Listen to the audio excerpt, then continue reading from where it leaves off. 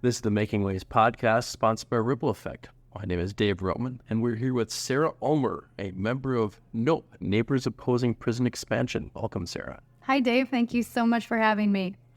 Now, you're a member of NOPE, not a board member, so you're speaking for yourself. Yes, that's correct. Well, tell us a little bit about yourself. Where do you live? I live southeast of Harrisburg.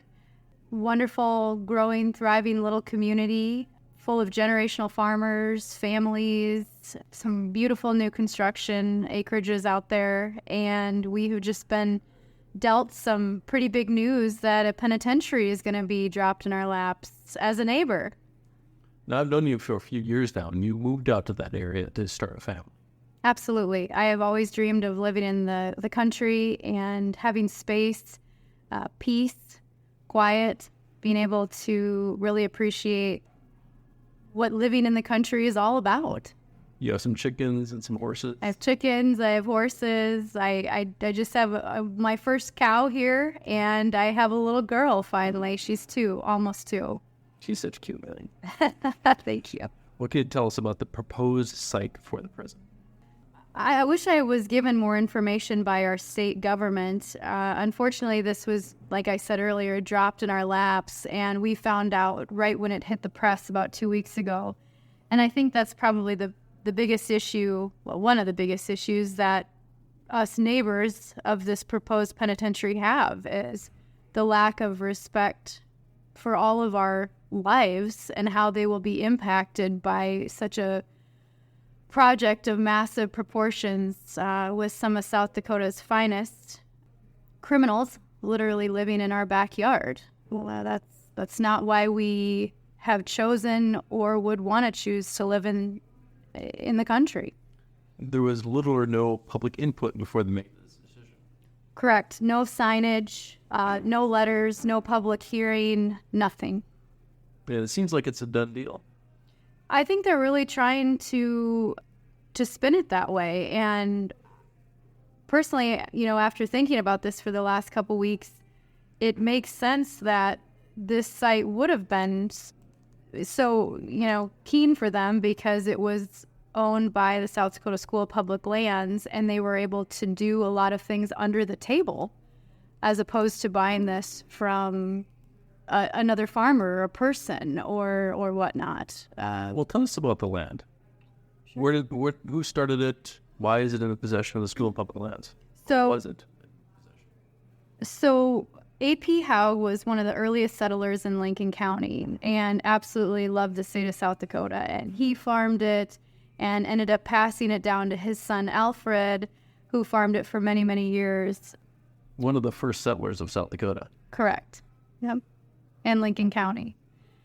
When Alfred was finished farming it, he had a deal with Earl Helgeson, who farmed it until the 80s, that when the time came, because he had no heirs, that this land would be donated to South Dakota School of Public Lands. And the current farmer that is farming this property and has since the 80s, the leasee, if you will, he's spoken to how much all of these men throughout history have loved the state of South Dakota and wanted this to go into their hands for the right reasons. And if you ask me, I don't think a penitentiary is a positive reason.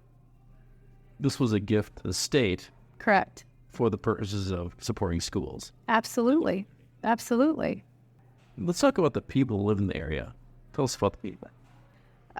We've got generational farmers, like I had mentioned. We've got so many families in the area that have done exactly what my husband and I have done, worked hard and wanted to just be able to kind of step away from city and traffic and noise. And to anybody that's ever spent the night out, at an acreage or a camping, you look at the night sky and you see the stars like anywhere else, and you don't have the noise. And this penitentiary will absolutely change that for all of us. I mean, in so many ways. This is not a empty rural area where no one lives. This is a place that's has community, has people living in the country, small towns. Correct. Absolutely. There's families all around. And, as we've looked at some of the other spots that other states choose to put a penitentiary, they're desolate areas. They're out in the middle of nowhere. And,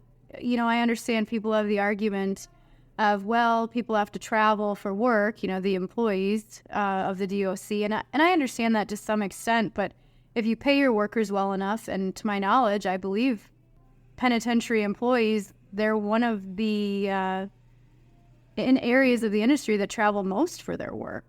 You kind of have to look at the positives to both sides. And for this to get put into such a growing, thriving community just doesn't make sense. There's no infrastructure out there. So they're literally going to start from the ground up.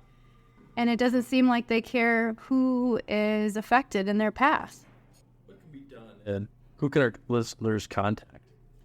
On our nopelincoln.com website, you can find the names of everyone, county commissioners of Lincoln County, representatives throughout South Dakota, and most importantly, Kelly Wasco, who is the Department of Corrections Secretary and our governor known. In all of her support for ag and farmers, this is definitely crushing to a lot of families, and especially those generational farmers that have done and loved this state for decades. I really hope that the state considers that with this site selection and give it some second thought of putting this elsewhere. Sarah, thank you for bringing this.